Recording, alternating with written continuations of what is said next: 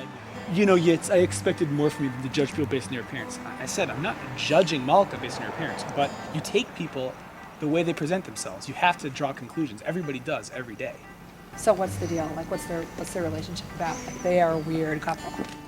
Really? Yeah. Not weird in a bad way. But we're a nice couple. You're a wonderful nice couple. But I will tell you that. And you have beautiful children and a wonderful marriage. But just like my wife and me, we are total opposites. I don't believe in God. I think Judaism and religion in general is a farce. It's an industry and it's made up, and I think it's all crap.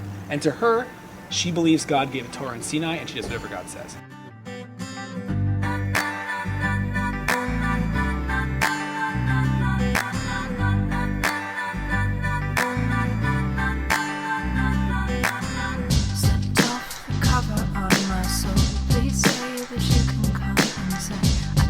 Darling, all these things are true. She tells me she can't wait to find you.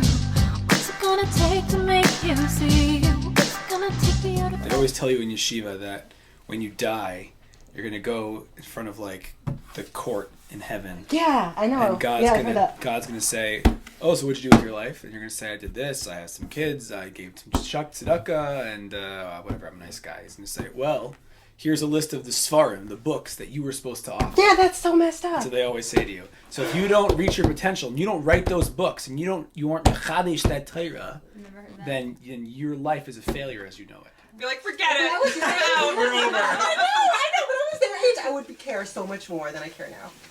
You know They're different, though. Do you know what I'm talking about? No. About what people think about it? I just, don't give a shit anymore. When I was your age, I cared so much more about, what people thought. Someone else has said this to me before, that once they hit 30, When I got married, it was over for me. For Oh, sure. really? Before, it was already a little bit there, and then when you get married, it's like, I I'm know. not going to impress anybody ever again for the rest of my life. I know, right? That's how I felt about it. I mean, I was obsessed, just obsessed.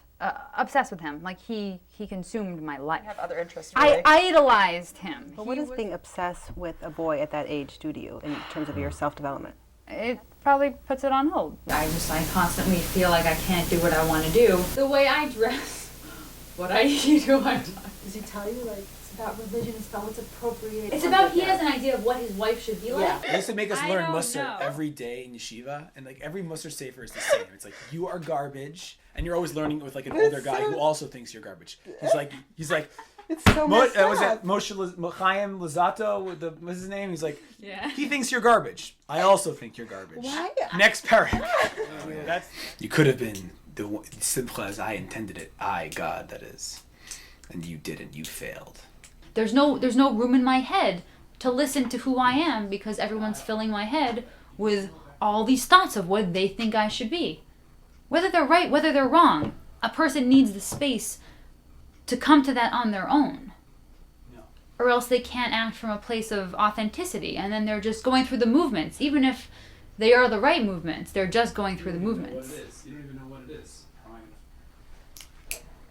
Alright, let me call you back. God has a much wider, more broad view of your potential, and that's the true expectations. When you start talking about... But I wouldn't call it expectation. I don't think God has expectations.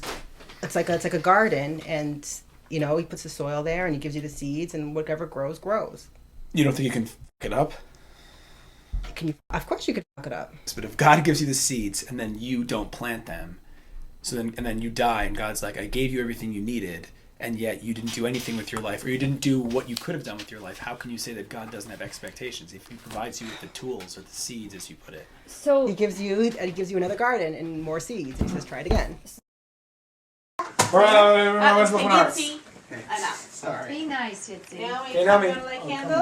So you wish that he would just be as religious as possible. No, but see, that's... No, I don't, actually. I wish he would be committed to something. To her, it's black and white. God created the world, the Torah is MS, we do it. So you're the one who's breaking rank. He doesn't think the world needs structure. And Nina thinks that rules are she has a rule fetish, as I told you earlier. Rules are the bomb. Yeah. No, I think you need guidelines. See? Every marriage has those types of conversations, and they end one way or another, and usually, and with Nina and me, it ends with saying, I don't really like that, let's find a way for us to be happy despite that. Nina hates when I talk like this. I have no expectations for my kids. I don't want her to be a good girl, and I feel like that's where you lose your kids. It's when you expect something from them. and then they don't do that because they're their own person, and they're not going to do what you want. I got in trouble in yeshiva because I wore an Ekru shirt to Shabbos once. They're like, Pasnish, it's Shabbos Kodesh. I'm like, white is Shabbos? I'm like, personally, I think I should look my best on Shabbos, and this Ekru shirt looks great with this suit. They're like, go back and change. It's the Pasnish to be walking around the streets of Baltimore with your shirts untucked. Because you're a Ben Taira, and you represent the yeshiva, and when you wear your shirt untucked, you look like a Vildachai, look like Behema Gasa. Like, what are the odds? I was like, Rabbi, I'm like, 50 feet, I'll be in the bathroom, I'll tuck it in like a mensch. I just came from basketball, I'm not trying to be chutzpahdik, I'll tuck it in when I get inside. He goes, tuck it in right now. I'm like, right now! You asked for it. And I took my pants like this, and I said, alright, we're gonna tuck my pants in. Tucking my pants in! Just tucking them in! This is how I do it in the bathroom! Of course, the funny part is that his wife was like good friends with Nina's grandmother. And when I met Nina's parents for the first time, my dad says, tell a story about when you mooned that rabbi! Not knowing that it's like her grandmother's best friend. And I'm like, oh, so I mooned this rabbi. They're like, oh, who? I'm like, Rabbi Tom. They're like, oh, he saved my parents in the Holocaust. And I'm like, oh, interesting. Because I don't have strep anymore. What does strep smell like? Who ordered this? Did you order this? No. Sorry. It looks delicious though. The shrimp. I'm like, oh my gosh, Malcolm's gonna try to force some new shrimp on camera. Like you and Mindy, like in a way, you make me totally nuts. This conversation would never be happening if you had just done what you said you were going to do. Or if you had said you weren't going to do it. Then we could have handled it that way. But you said you were going to do what you weren't going to do, and now we're having this conversation and you're mad at me for having it. That's not fair. Malcolm, you totally know that you don't always hear what people Have say I yelled correctly. at you? Have I ever yelled at you? What you think is important at the moment, what you want in this moment, it's kind of childlike, you know. The child can't see beyond the current moment. I feel like you're trying to like get this book to say what you want it to say. Yeah, it's Let the not- book have an the opinion. book's You don't not have to gonna- agree with it. I'm telling you how frustrating it is that no matter what I say to you, I feel like you take it the wrong way. I want to make you a shirt that says like, "Made my footage raw for you," like. You know, that's just Manny being Manny. Like, that's just Malcolm being Malcolm. Yeah. Look at you! Sports references! Right? What's Manny being Manny? People often don't know what's expected of them, and then they don't live up to what the goals that you've set in your mind that you've never communicated, and then you're mad at someone for having done something that they had no idea they were doing. That's right. That's right. Thank you. It's my life. In a nutshell. Hey, Daddy.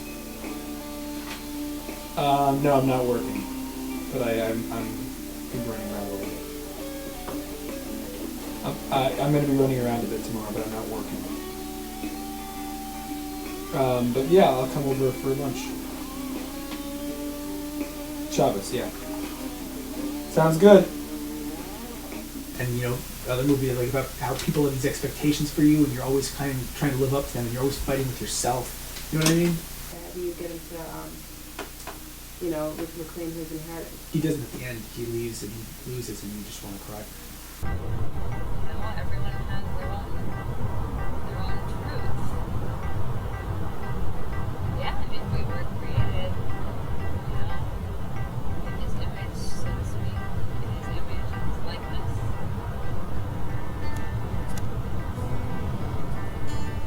That demands respect. I don't know. I don't know. I think about that a lot when we have these conversations on and off camera. It's like, I don't claim to be the authority in any of these things. All I'm telling you is how I feel about it. And you definitely know God differently than those rabbis do, but a lot of these rabbis, some of them, I shouldn't say a lot, some of them have devoted their lives to Judaism, religion, understanding God, spirituality. And we're just, amateurs.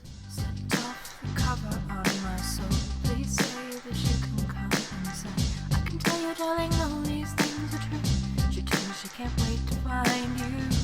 What's it gonna take to make you see? What's it gonna take for you to believe me that I'm deep inside the part that never dies, the part that still believes?